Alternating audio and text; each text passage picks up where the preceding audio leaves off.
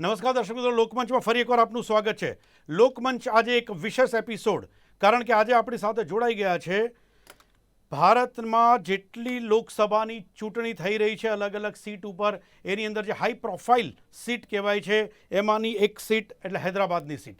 અને હૈદરાબાદની સીટ ઉપર વર્ષોથી 1984થી જે સતત ઓવેસી ફેમિલીનું રાજ હતું એને અત્યારે ટક્કર આપવા માટે ભારતીય જનતા પાર્ટીના ઉમેદવાર માધવી લતાજીએ જ્યારે એમનું નામ ડિક્લેર થયું ત્યારથી જ એક અલગ જ ચર્ચા ચાલુ થઈ ગઈ અને એક પ્રિડિક્શન પણ થવા માંડ્યું કે આ વખતે હૈદરાબાદની ચૂંટણી છે એ વન સાઇડ નહીં હોય, કારણ કે માધવી લતાજી પોતે આ વખતે ઓવેસીની સામે ઊભા છે.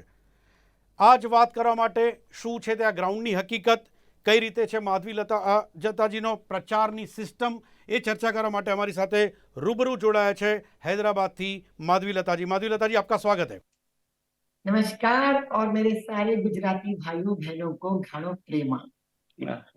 ओके माधवी जी, सबसे पहले तो मैं पूछना चाहूंगा कि पहले ही जब लिस्ट बाहर निकला भारतीय जनता पार्टी का 195 सीट्स का, उसमें से सब नाम लोग देखते थे, हम लोगों ने भी ब्रेकिंग किए थे, बहुत सारा हमको भी मतलब अंदर से था कि किसका नाम आएगा किसका नहीं, सबका नाम. लेकिन जो सबसे ज्यादा सरप्राइज हुआ वो आपका नाम देखकर, और उससे भी ज्यादा इंटरेस्टिंग तब हुआ जब आपका नाम डिक्लेयर हुआ तो तुरंत ही आपका पहला स्टेटमेंट था धर्मो रक्षति रक्षिता.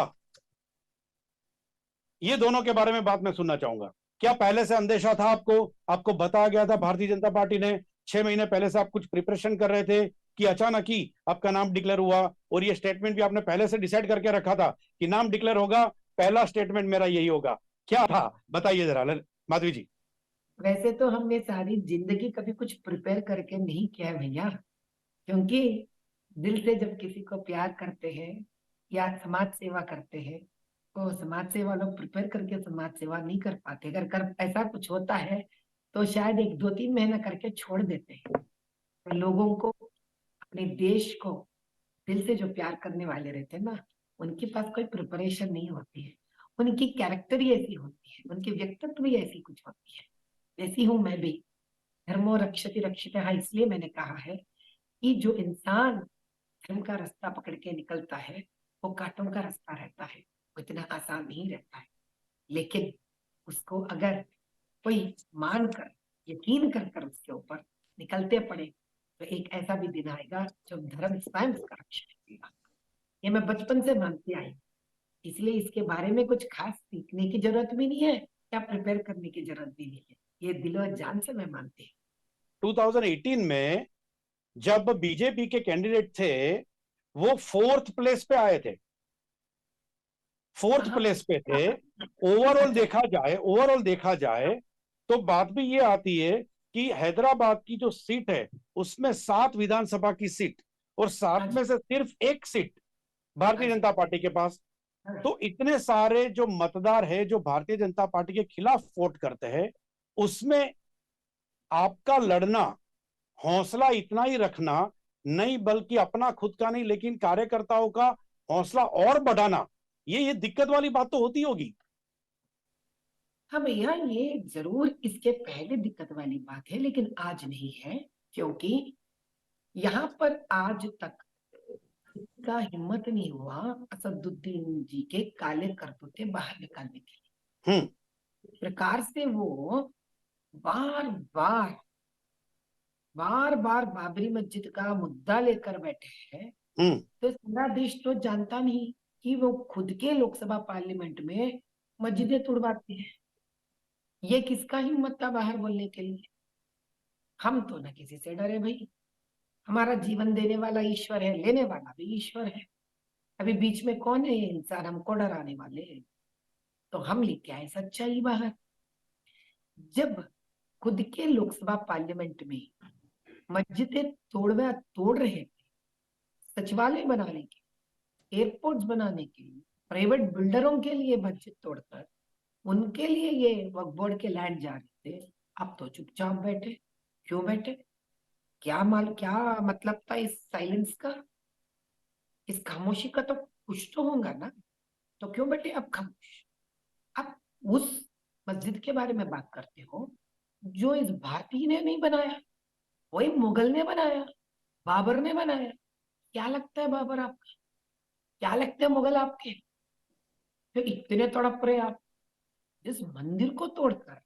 वो लोग मस्जिद बना रहे बाबर, उस अपने मंदिर को बनाने के लिए यहाँ से करसेवक जाते हैं, और आप उस मस्जिद के बारे में बात करते हो। लेकिन अपने ही गढ़ में दो दो मस्जिदें आप यहाँ के मुख्यमंत्री केसीआर के साथ जुड़कर तुड़वाते हो, और चुपचाप इसका बाहर भी निकलने नहीं देते हो बात। जब ये बात हम बाहर ला रहे हैं और सारे मुसलमान भाई बहनों को, अपने कौम को हम समझा रहे हैं, आवाम को, भैया खुद के गढ़ में इतने तोड़े जा रहे हैं, इसके बारे में तो आपको ज्ञात नहीं है। तो ये बंदा सबके आंखों पर पट्टी बांधकर किसी और मस्जिद के बारे में बात कर रहा है, जहां पर हिंदुओं का अपना खुद का जो मजहब का है, जो हिंदुत्व की बात को ठोस पहुंच रहे हैं। अब वहां जो मस्जिद बना, जो इस देशवासी ने नहीं बनाया। साहब, हैदराबाद लोकसभा पार्लियामेंट में कितनी ऐसे वक्फ बोर्ड के प्रॉपर्टीज है, दरगाहें हैं, जो तोड़वा कर, या वक्फ बोर्ड के अंदर तो मुसलमान की शमशान भी आते हैं, तो ये भी तोड़वा कर ये लोग इतने ही सारे लोगों को, प्राइवेट बिल्डर्स लोगों को बेच डाले हैं सारे।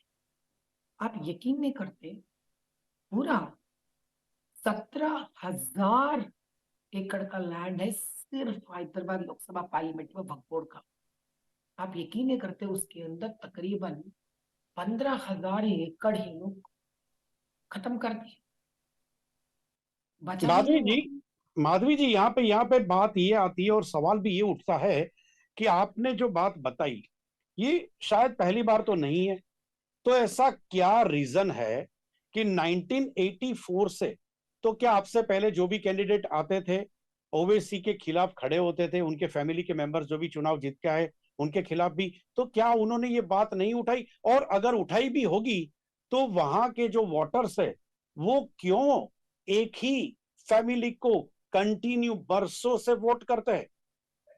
या मुद्दा ये है कि आप जिस 1984 के बात कह रहे हैं, जी। साथ ही लोग भाजपा से जो उम्मीदवार ठहरते थे, उनको मस्जिद की लड़ाई में मशरूफ रखते थे ये लोग।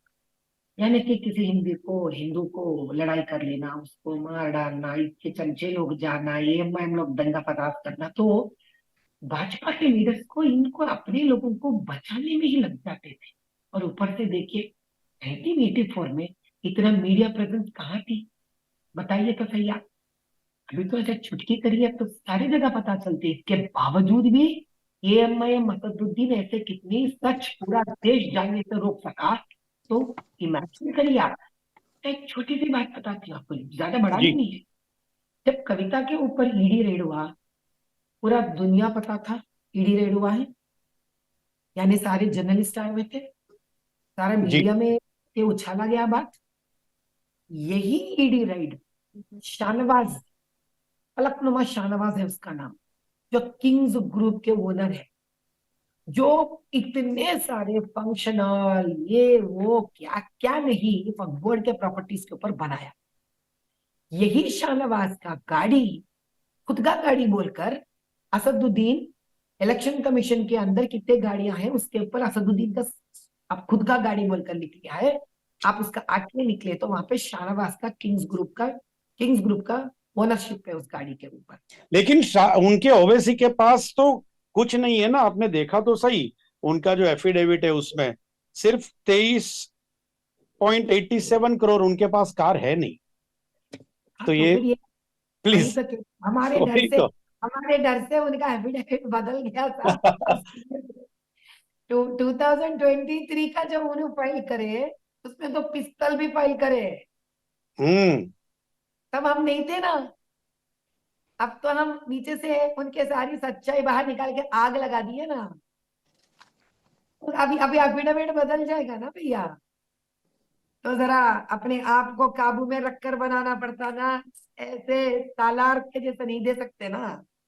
थोड़ा ये बात, चलो पॉलिटिक्स की तो करते हैं, लेकिन एक बात और, क्योंकि मुझे भी और हमारे जो बाकी व्यूअर्स है उनको भी जानना है कि क्या माधवी जी पहले से इसी नेचर के हैं? क्योंकि जिस तरह से बचपन कला, से जिस तरह से कला में आपने ये किया, अपनी स्टडी भी की, मास्टर किया आप, जिस तरह से, तो क्या पहले से माधवी जी इसी नेचर के फाइटिंग स्पिरिट वाले हैं कि हाँ बाद में भैया। बदलाव कुछ कुछ हुआ जिससे माधवी जी का रूप कुछ बदल गया? क्या है, क्या बताइए माधवी जी। नहीं भैया जी, आप हमारे इंटरमीडिएट के कॉलेज फ्रेंड से पूछिए, अगर कोई लड़का कुछ गलत बात करता या कुछ करता तो दो चांटे निकाल के देती थी, गाल पे देती थी, उसको कान के नीचे से देती थी। डरते थे लोग जिस बस पे मैं चढ़ती थी। ज्यादा कुछ नहीं, ऐसा कुछ हरकतें करने से बहुत डरते थे। अरे अरे, हम बचपन से ऐसी हैं। हम कभी भी नाइंसाफी को बर्दाश्त नहीं कर सकते, और खास करके औरत को कमजोर समझे या औरत के ऊपर कुछ ऐसा बात करना या गलत व्यवहार करना, हम खुद पे भी नहीं, किसी भी औरत के ऊपर हम बर्दाश्त नहीं कर सकते। हम बचपन से ऐसी हैं। इतना क्यों भैया, जब हम एनसीसी में दाखिला लिए थे, दिल्ली गए थे हम आरडी परेड, वहां पे कुछ बच्चे हमारे साथ कुछ गलत व्यवहार करने की कोशिश करे तो वहां पे भी दो ऐसे चाटा दिए हम लोग, मैं खुद। ये हम किसी से डरने वाले नहीं, मिजाज के नहीं है। हाँ, ऐसी बात है कि शायद पूरा देश को हम पहली बार परिचित हो रहे हैं, तो लोगों को जरा चौंक जा रहे हैं कि अरे क्या इतनी हिम्मत एक औरत में हो सकती है, लेकिन हम तो बचपन। माधवी जी, तो माधवी जी यही हम मान ले कि ये डरने वाला नेचर नहीं था, इसीलिए माधवी जी ने वो तीर उठा के अपनी रैली के दरमियान कर दिया था निशान। भैया ये डर की बात नहीं है या डर ना होने की बात नहीं है, वो श्री राम नवमी का उत्सव में, महोत्सव में एक एक ऐसा जोश भरा एक रामचंद्र जी का अमन और शांति का तीर था जो हम आकाश में चला रहे थे। हाँ, ये किसी को छुबा है वो अलग बात है, लेकिन वो तो त्योहार का महोत्सव था। जैसे हम दिवाली पे क्या हम क्रैकर्स नहीं जलाते हैं, तो वैसे ही रामचंद्र जी के श्री रामनवमी के दिन रामबाणी तो चलाएंगे। बार बाण चलाया, लेकिन उसका निशाना कहीं और था, ऐसा आपके जो भी खिलाफ खड़े उन लोगों का कहना था कि आपने बिल्कुल सोच समझ के निशाना कहीं और लगाया था। ये भी आपके ऊपर, और इसी वजह से शायद एफआईआर भी आपके सामने हो गई। भैया इसमें दो मुद्दे हैं। एक मुद्दा तो ये है कि यहाँ जो तीर था नहीं, जो धनुष था नहीं, वो चल गया। और उस तीर को मस्जिद तरफ लेके जाने वाला मोबाइल था, हम नहीं थे।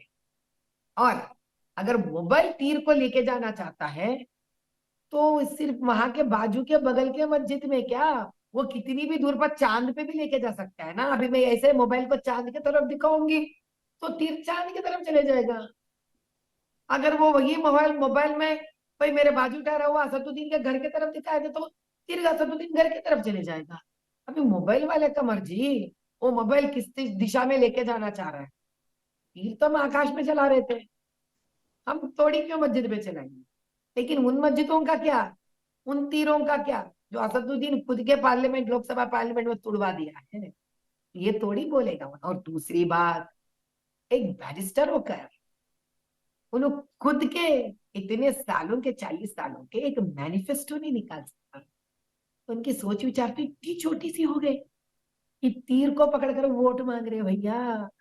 अब देखो, एक बैरिस्टर साहब तीर को पकड़कर वोट मांग रहे हैं। तरक्की की बात करके वोट नहीं मांग रहे ये लोग। ऐसे सोच विचार वाले कॉन्स्टिट्यूएंसी को आगे लेके जाना तो दूर की बात है, इसको पीछे तक लेके चले जा सकते हैं। इतिहास में पीछे लेके चले जा सकते हैं लोग, इतने माहिर हैं। माधवी जी, माधवी जी, हाँ जी। आप अपने अपने प्रचार में जिस तरह से, बट ऑब्वियस है, धर्मो रक्षति रक्षिता, जिस तरह से आपने पहले दिन जो स्टेटमेंट दे दिया था, एक हिंदूवादी विचार सरणी आपकी है, वो भी आप ओपनली कहते हो कि हाँ, मैं हिंदू विचार बिल्कुल रखती हूं, उसी को फॉलो भी करती हूँ। हाँ जी। प्रचार के दरमियान मेरा सवाल यह है, प्रचार के दरमियान आप ट्रिपल तलाक की बात निकालकर मुस्लिम महिलाओं को आप जागृत करते हो, उनको हाँ जी। बताते हो कि ये सरकार ने, मोदी की सरकार ने आपका जो हक था वो ट्रिपल तलाक को हटाया और आपको बहुत सारी ऐसी आजादी दे दी, या तो कहीं आप दबे हुए थे, उसको आपने फायदा पहुंचाया। आप जी। मदरसा में जो बच्चे पढ़ रहे हैं उनकी फूड क्वालिटी के बारे में भी आपने इश्यू उठाए। हाँ आपने जी। वहां पे जो मुस्लिम चिल्ड्रन है उनके चाइल्ड लेबर के लिए भी आपने मुद्दे उठाए।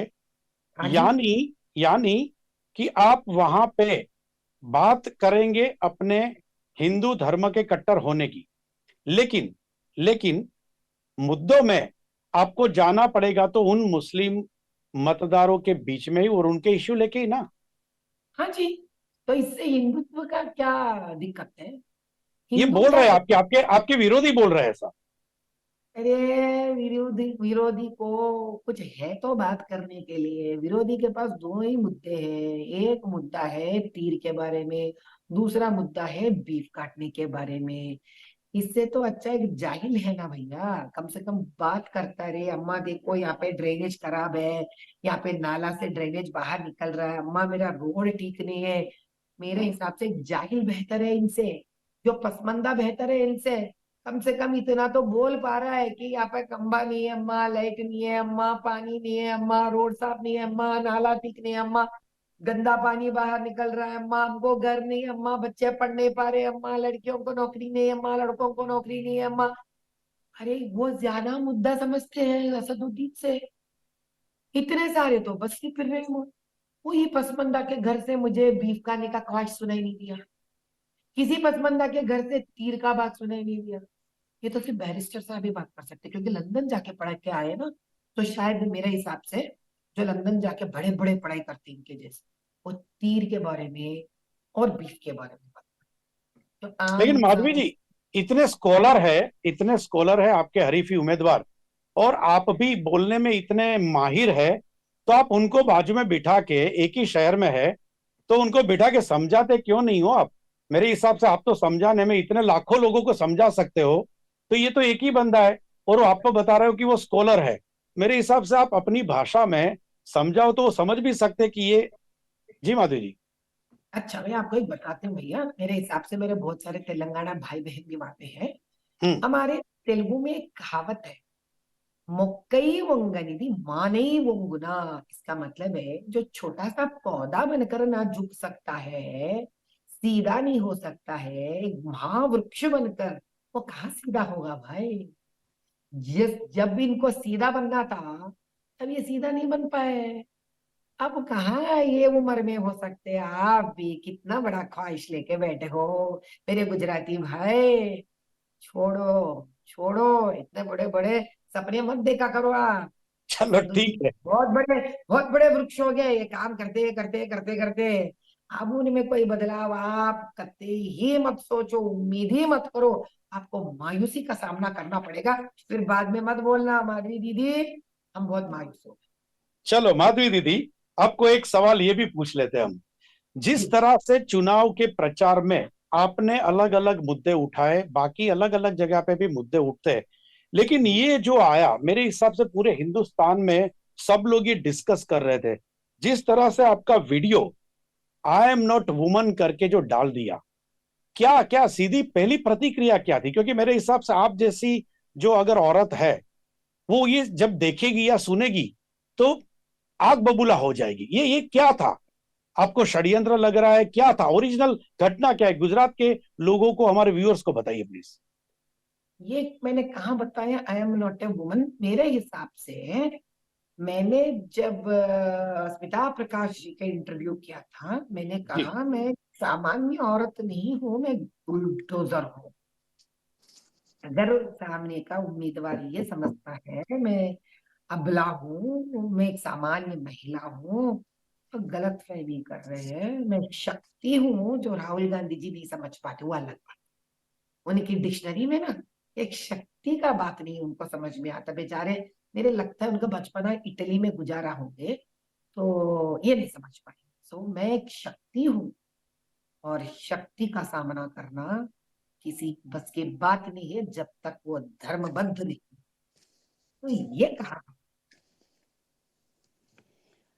माधवी जी, एक दूसरी आज भी एक घटना जो आज प्रेस कॉन्फ्रेंस भी आपने किया, ये मुस्लिम हम्म। अनामत की बात मुख्यमंत्री श्री ने कर दी वहां पे, रेड्डी साहब ने। क्या कही थी रेवंत रेड्डी साहब ने? मुस्लिम मुस्लिम अनामत की रिजर्वेशन। हाँ, तो अगर उनको पहली तो ये बात जानना चाहिए कि मुसलमान स्वयं ही एक माइनॉरिटी विंग है। तो माइनॉरिटी का ही एक पोजीशन है इस देश में कि माइनॉरिटियों को बहुत कुछ दिया गया है। जिस प्रकार से माइनॉरिटी है, तो एक मुसलमान माइनॉरिटी तो नहीं है यहाँ। सिख माइनॉरिटी भी है, क्रिश्चियन माइनॉरिटी भी है, जैन माइनॉरिटी भी है, और इसके अलावा हमारे पास दलित भी है, SC ST भी है, उसके अंदर महिला भी है। तो ये जो रेवंत रेड्डी साहब है, इनको अभी असदुद्दीन से एक 16 सीटों की उम्मीद है। यानी 3 तो इन्हों उम्मीदवार ठहरा चुके AMIM वाले, एक बाकी के 13 सीटों के इनको उम्मीद है लेने का इनसे। इसीलिए जो मुंह में आए बकते रहते हमारे मुख्यमंत्री जी, बोलते रहते। आप कौन से रिजर्वेशन के बारे में बात कर रहे हैं जब यहाँ पर मुस्लिम डोमिनेटेड कॉन्स्टिट्युएंसी में आप मुस्लिमों को बचाने के लिए खुद कांग्रेस से एक तगड़ा उम्मीदवार को नहीं ठहराया? तो किस मुसलमान को बचाने की बात कर रहे हैं? 10 सालों से यहाँ पर रेशन कार्ड तक नहीं दिया गया है, और हम सब जानते हैं कितना प्रतिशत यहाँ पर पसमंदा मुस्लिम रहते हैं हैदराबाद लोकसभा पार्लियामेंट में। तकरीब 60-70% से ज्यादा पसमंदे रहते हैं यहाँ पर। पहले उसके बारे में बात करो साहब। जो है वो देते नहीं, तुम जो नहीं दे सकते माधवी जी, उसके बड़े बड़े माधवी बड़े जी, माधवी जी आपके साथ बात करें तो मुझे लगता है कि बहुत लंबी बात हो सकती है, लेकिन वक्त का तकाजा है। बहुत अच्छा लगा मैं बात करके, लेकिन मेरी अंतिम अंतिम बात आपसे कि भारतीय जनता पार्टी जब लिस्ट बनाती होगी कि स्टार प्रचारकों की बन गई लिस्ट उनकी, और वो ये लिस्ट बने, उनका शेड्यूल भी बनाती होगी कि ये स्टेट में ये सीट के ऊपर ये स्टार प्रचारक को इनको भेजना है। मुझे लगता है हैदराबाद की सीट पे कोई स्टार प्रचारक अभी तक आया नहीं होगा, क्योंकि खुद माधवी लता जी खुद खुद स्टार है, खुद अपनी लड़ाई इतनी जोरों शोरों से लड़ती है। तो क्या क्या स्टार प्रचारक कभी आने वाले हैं, या आपने बोल दिया कि नहीं मैं अकेली काफी हूं? नहीं भैया, नहीं भैया, आप मुझे इतना बड़ा मत बनाइए। मैं बहुत ही छोटी हूँ। बस मैं अपना अभी अभी राजनीति में मैंने अपना करियर शुरू किया है। हमको स्टार प्रचारक की जरूरत है।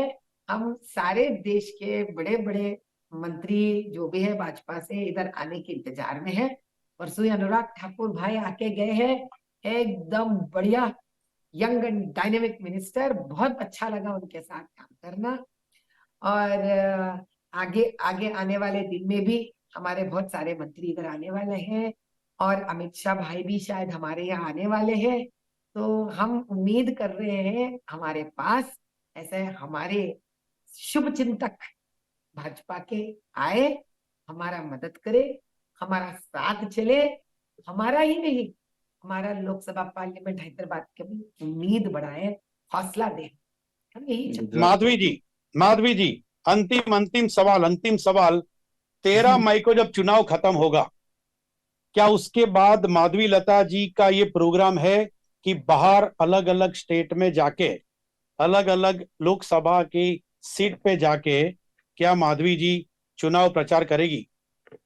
अगर ये हमारा मोदी भाई या अमित भाई, नड्डा भाई, राजनाथ सिंह भाई, ये भी कोई भी अगर ये हमारे लिए ऐसा सौभाग्य मौका देते हैं, तो बताइए तो सही, कौन नहीं जाना चाहता है?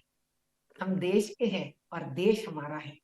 अगर हमारे वजह से थोड़ा भी कहीं पे भी कुछ हम हमारे बातों से एक सच्चाई को बाहर लाते हुए भाजपा के तरफ लोगों को मोड़ सकते हैं, कमल को वोट दिलवा सकते हैं, एक वोट भी हमारे वजह से बढ़ा, तो हम अपना सौभाग्य समझे। माधवी जी, आपके आदर्श कौन है? आदर्श कौन है आपके लाइफ के? आइडियल कौन है? पॉलिटिक्स में तो मोदी भाई हमारा आदर्श है। पॉलिटिक्स में मोदी भाई हमारे okay, thank you so much Madhavi ji हमसे जुड़ने के लिए. તો દર્શક મિત્રો, આ હાઈ પ્રોફાઇલ સીટ હૈદરાબાદમાં ઓવેસીની સામે ચૂંટણી લડી રહેલા માધવી લતાજી સાથે ફરી મળીશું એક નવા વિષય સાથે. ત્યાં સુધી રજા આપશો. નમસ્કાર.